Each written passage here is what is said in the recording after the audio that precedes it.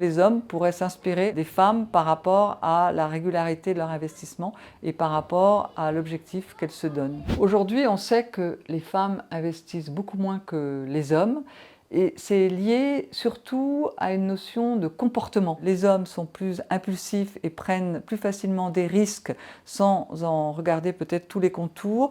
Et je dirais que les femmes ont un besoin d'exigence et d'analyse beaucoup plus poussé avant de franchir le cap. Par exemple, dans l'immobilier, elles vont regarder tous les critères. Elles vont rentrer beaucoup plus dans les détails. C'est là où finalement le fait d'aller le plus à fond dans l'analyse des risques et des investissements va peut-être faire une différence. La sécurité peut tout à fait être un atout pour les femmes, dans le sens où elles vont faire attention à la répartition, à la diversification, sont beaucoup plus exigeantes sur la transparence et elles ont vraiment envie de savoir ce qui va arriver avec leur argent.